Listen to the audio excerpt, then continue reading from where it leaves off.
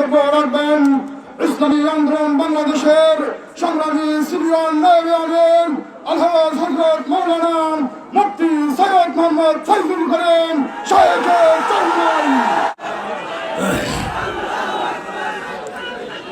আসসালামু আলাইকুম ওয়া রাহমাতুল্লাহি ওয়া বারাকাতুহু। নাহমাদু নুসাল্লি আলা রাসূলিল কারীম, আম্মা বাদ। ফাআউযু বিল্লাহি মিনাশ শাইতানির রাজীম। বিসমিল্লাহির রহমানির রহিম। ওয়ালা তাকরাবুজ জিনা। সাদাকাল্লাহুল আলিয়্যুল আযীম। ইসলামী আন্দোলন বাংলাদেশ ঢাকা মহানগর কর্তৃক আয়োজিত আজকে এই সম্মেলনের সম্মানিত সভাপতি, ওলামায়ে কেরাম, নেতৃবৃন্দ, সর্বস্তরের জনগণ ভাইয়েরা আমার, ধর্ষণের বিরুদ্ধে আন্দোলন চলছে। আল্লাহ পাকের শুকর, আইন প্রণয়ন হয়েছে। কিন্তু প্রশ্ন হলো এই, বিশ্বের বহু দেশেই ধর্ষণের বিরুদ্ধে আইন আছে, নাই তা নয়, কিন্তু ধর্ষণ কি বন্ধ হচ্ছে? এর কারণ খুঁজতে হবে। আমরা কেউ মনে করি নগ্ন পোশাক ধর্ষণের জন্য দায়ী নয়। আলোচনা চলতেছে, টকশোর মধ্যে আলোচনা চলতেছে, যুক্তি চলতেছে। ধর্ষণ কেন হয়?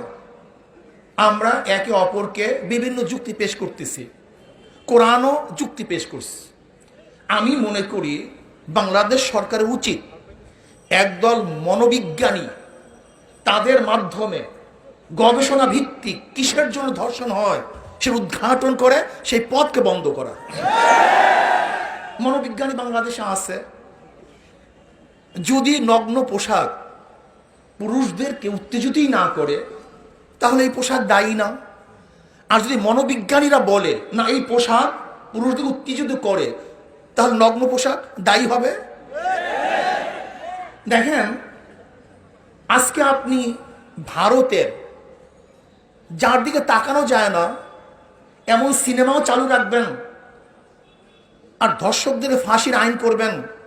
আমি তো মনে করি, জানি না কত পুরুষ যেন এই ফাঁসির ঝুলতে থাকে। আমার মায়া লাগে। আপনি একজনকে বাঘের মুখে ঠেলে দিবেন আর বাঘকে বলবেন খবরদার আক্রমণ করবা না, এটা ইনসাফ হতে পারে না। বরং বাঘের থেকে দূরে রেখে তারপর বাঘের থেকে বাঁচতে হবে। আজকে ধর্ষণ আইন হয়েছে, কিন্তু আমি অনুরোধ করব অপপ্রয়োগ যেন না হয়। এদেশে নারী নির্যাতনের খুব শক্ত আইন আছে, কিন্তু দেখা যায় গবেষণায় 90% নারী নির্যাতনের মামলা সব মিথ্যে মামলা। এটা হয়রানির জন্য করা হয়েছে। কেন? বাংলাদেশে নারী নির্যাতনের আইন খুবই কঠোর, 3 মাসে জামিনই হবে না। এই কারণে দেখা যায় অধিকাংশ পুরুষের বিরুদ্ধে নারী নির্যাতন আইন দেওয়া হয়, মামলা দেওয়া হয়। এদিকে আমাদের সতর্ক থাকা চাই। শুধু তাই নয়, আমাদের দেশে ধর্ষণের বিরুদ্ধে আইন প্রণয়ন করতেছে, কিন্তু জেনার বিরুদ্ধে অবস্থার কি হবে? বেবিচারের কি হবে? আজকে অবৈধ সম্পর্কের কি হবে? আমাদের বক্তাগণ বক্তব্য দিয়েছেন, অনেক মন্ত্রী মিনিস্টাররা এমনভাবে বক্তব্য দেয় যাতে উৎসাহিত হয়। শুধু মন্ত্রী মিনিস্টাররা নয়, আমাদের দেশের প্রেসিডেন্ট পর্যন্ত বক্তৃতা দিয়েছে, তোমরা প্রেম করো, একটা প্রেম করো, বেশি প্রেম করিও না। আমাদের দেশের প্রেসিডেন্টের বক্তব্য। আপনি চিন্তা করতে পারেন আমরা কোন দেশে বসবাস করি? আমাদের দেশের অবস্থা কি? আমাদের দেশের অবস্থা হলো, কোন এক ব্যক্তি, সে কে? মঈনুল ইসলাম সাহেব। সে হলো ইত্তেফাক পত্রিকার যে ব্যক্তি প্রতিষ্ঠিত করেছে, সেই মানিক মিয়া, তোফাজ্জল মানিক মিয়ার ছেলে। আর তোফাজ্জল মানিক মিয়াকে যে অনেকেই বলে ইত্তেফাক পত্রিকা না হলে এদেশে স্বাধীনতা আসতো না। নেপথ্যে মানিক মিয়া স্বাধীনতার কর্ণধার ছিল।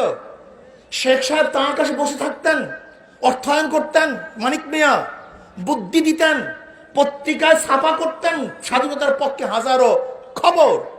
কিন্তু তার ছেলে ব্যারিস্টার শুধু একটা ইঙ্গিতবহ কথা বলার কারণে তাকে জেলখানায় পুঁতে দেওয়া হয়েছে। সেখানে দীর্ঘদিন পর্যন্ত তাকে থাকতে হয়েছে, নির্যাতিত হয়েছে সে। এইভাবে আপনি ধর্ষণ বন্ধ করবেন? এটা সম্ভব? এটা হয় না। কাজে ইসলাম কি বলছে ধর্ষণ বন্ধ করার ব্যাপারে? সেই বিষয় গবেষণা করা উচিত এবং ইসলামী আইন প্রণয়ন করা উচিত। এছাড়া জীবন ধর্ষণ বন্ধ হবে না। আইন করেই বন্ধ করবেন। এদেশে চুরির কি আইন নাই? চুরি বন্ধ হয়েছে। ঘুষের আইন নাই? ঘুষ বন্ধ হয়েছে। খুনের আইন নাই? খুন বন্ধ হয়েছে। সন্ত্রাসের আইন নাই?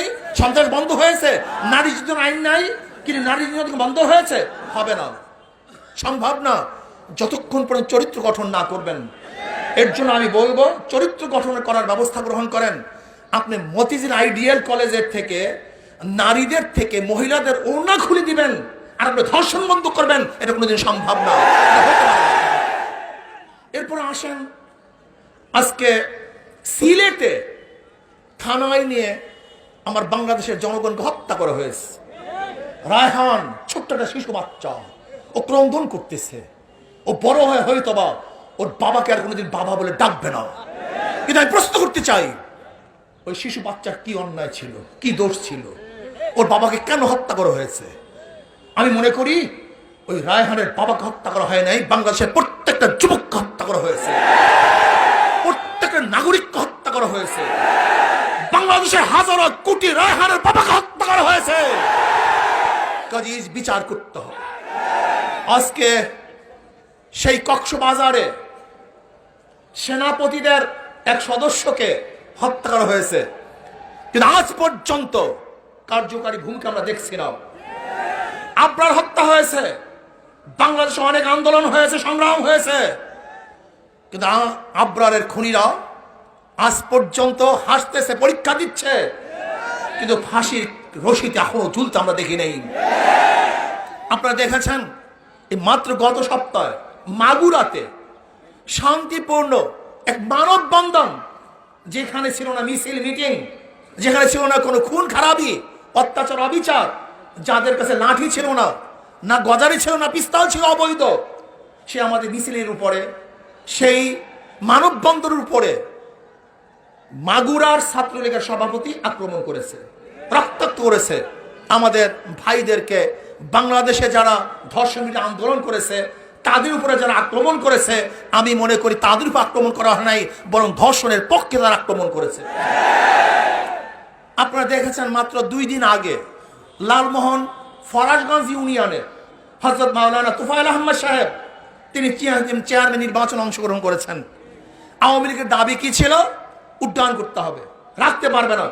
সে বলছে কেন? এটা আমার অধিকার, নাগরিক অধিকার, আমি অবশ্যই থাকবো, আমি ক্যান্ডিডেট থাকবো, আমি নির্বাচন করব। কিন্তু সেই ব্যক্তিকে পিটিয়ে রক্তাক্ত করে আজ তুফাইল সাহেব হসপিটালে মৃত্যুর মুখোমুখি হয়েছেন। ইসলামী আন্দোলন ক্যান্ডিডেট ছিল, হাত পাকার ক্যান্ডিডেট তুফাইল আহমদ সাহেব। আমি সরকারকে বলবো, একদিকে আপনি গুন্ডা বাহিনী পালবেন আর দেশকে সন্ত্রাস মুক্ত করবেন, এটা কোনোদিন সম্ভব না। আপনি ধর্ষক পালবেন আর ধর্ষক পেলে আপনি দেশকে ধর্ষণ বন্ধ করবেন, এটা কোনোদিন সম্ভব না। আর আমরা অনেকেই মনে করি সরকার পরিবর্তন, সরকার পরিবর্তন, সরকার পরিবর্তনের প্রয়োজন আছে, কিন্তু কাকে সরকার নিয়ে আসবেন এটা দেখার প্রয়োজন আছে। বিএনপির আমলে ধর্ষণ হয়েছে, জাতীয় পার্টির আমলে ধর্ষণ হয়েছে, বিগত সরকারগুলির আমলে ধর্ষণ হয়েছে।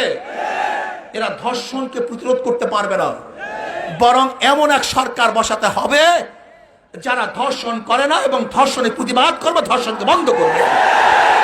সেই সরকার ইসলামী সরকার, সেই সরকার ইসলামী সরকার। আপনারা দেখেছেন ঢাকা বিশ্ববিদ্যালয়ের ছাত্রলীগের সভাপতি তিনি ঘোষণা দিয়েছেন যে ধর্মভিত্তিক কোন সংগঠন ইউনিভার্সিটিতে তারা রাজনীতি করতে পারবে না। আমি ওই হিন্দু বেচারাকে বলবো, ছাত্রলীগের সভাপতি সাহেব, আপনি দেশটাকে কি মনে করছেন? দিল্লি মনে করছেন নাকি? এটাকে ভারত মনে করছেন নাকি? এটা নব সলিমুল্লাহ ইউনিভার্সিটি, এটা বাংলাদেশের 92% মুসলমানদের দেশে ইউনিভার্সিটি। এই ইউনিভার্সিটি গড়ছে মুসলমান, জায়গা মুসলমানদের, হিন্দুরা বাধা দিয়েছে।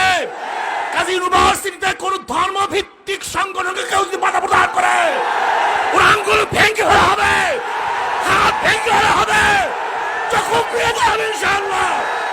প্রিয় ভাই আমার, আজকাল ধর্ষক বিরোধী আন্দোলন চলতেছে, এইভাবে ধর্ষণ বিরোধী আন্দোলন করলে হবে না। আমরা সবাই আমাদের সবাইকে মাঠে নামতে হবে, ঐক্যবদ্ধ আন্দোলন করতে হবে, সংগ্রাম করতে হবে, গোটা বাংলাদেশকে অবরোধ করতে হবে।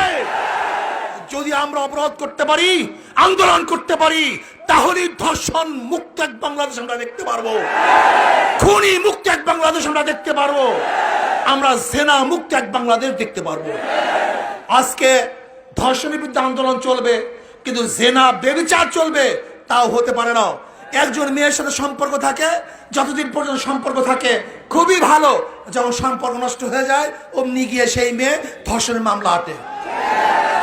এই সমস্ত ফাইজলামি চলতে পারে না, চলতে দেওয়া হবে না। কাজে ধর্ষণ বন্ধ করুন, জেনা ব্যভিচার বন্ধ করুন, খুন বন্ধ করুন এবং সন্ত্রাস বন্ধ করুন। আর দ্রব্যমূল্যের যে ঊর্ধ্বগতি চলতেছে, এইভাবে একটা দেশ চলতে পারে না। হু হু করে গতকালকে এক দাম, আজকে আর এক দাম, যা ক্রয় ক্ষমতার ঊর্ধ্বে চলে যায়। আমরা বিশ্বাস করি স্থিতিশীল সরকার যতদিন পর্যন্ত না আসবে ততদিন পর্যন্ত দেশ স্থিতিশীল হবে না। কাজে আল্লাহ পাক রব্বুল আলামিন আমাকে এবং আমাদের সবাইকে এই আন্দোলন সংগ্রাম করার